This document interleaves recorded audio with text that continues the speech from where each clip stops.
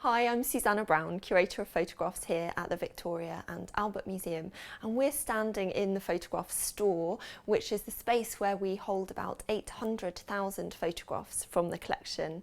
And the store is a very carefully controlled environment.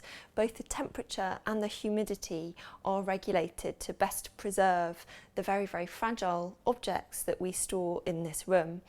And today I'm going to talk about two of those objects, some incredible cyanotype images by Anna Atkins. The cyanotype process is a very simple way of making an image, which in fact, although we think of it as a photograph, doesn't use a camera at all. And later on I'll talk in more detail about the process of how to make your own cyanotypes. Anna Atkins is a really important person in the history of photography. She's probably the first woman to ever create a photograph. And she became hugely important as a botanist as well as a photographer. She knew a great deal about plants and she contributed enormously to the science and understanding of plant life in Britain. Anna Atkins was born in 1799, and as an adult she became a friend of the famous astronomer Sir John Herschel, and this cyanotype process was in fact invented by John Herschel, and he taught Anna Atkins how to use it. She had a lot of famous friends, and one of her other good friends was a man called William Henry Fox Talbot, who we consider today to be the father of photography in Britain. He invented the negative positive photographic process that's still used by many photographers today. And Anna Atkins is credited with creating the very first photographically illustrated book, which was an album of plant life and in particular algae studies made using this wonderful cyanotype process. So you're probably wondering, how is a cyanotype made?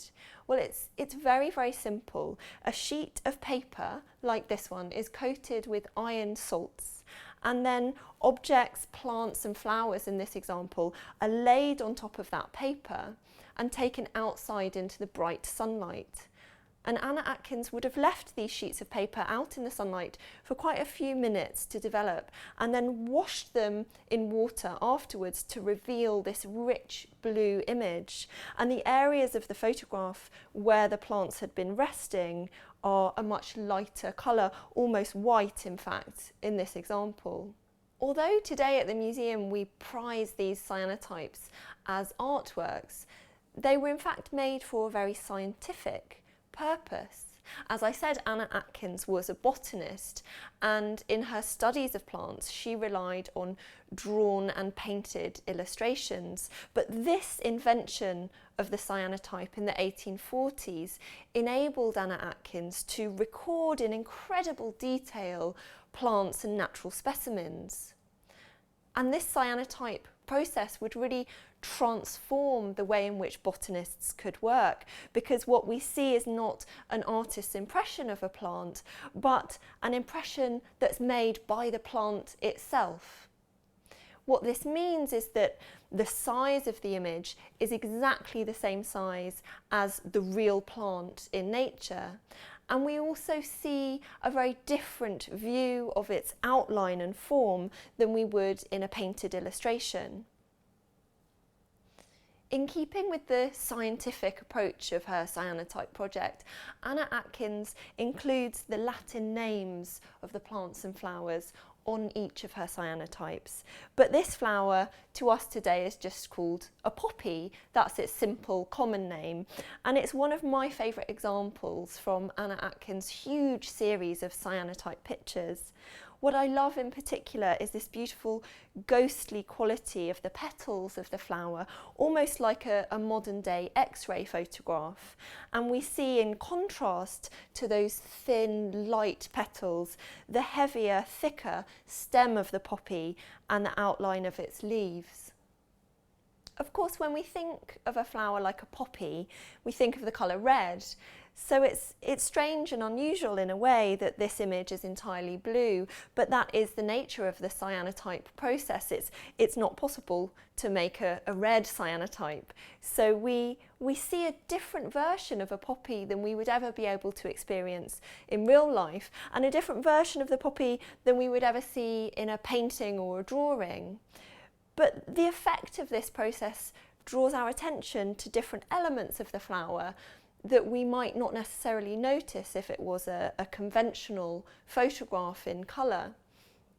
What I also love about it is it reminds me of my own childhood passion for collecting flowers from my garden and pressing them inside a flower press till they were dried out and flat.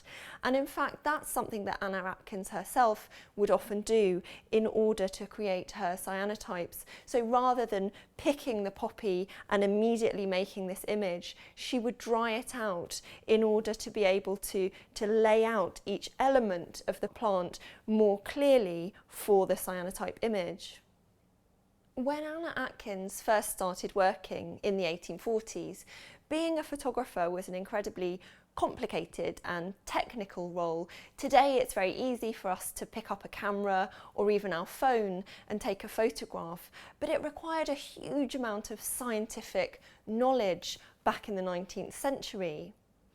It also required very long exposure times. People would have to sit still for several seconds or even several minutes to have their portrait taken in the 1840s, which is perhaps why there are so many photographs of plants and landscapes from that era, things which were much easier to take a picture of back then. Anna Atkins experimented with other processes, but the cyanotype process is what she became best known for. And at that time, many of the photographic processes in use were highly complicated and very, very dangerous, using complex recipes of quite nasty chemicals. But in contrast, this cyanotype process was very safe and easy to use, and in fact today we can still get little kits to make our own cyanotypes at home, so why don't you have a go yourself with some flowers or other objects?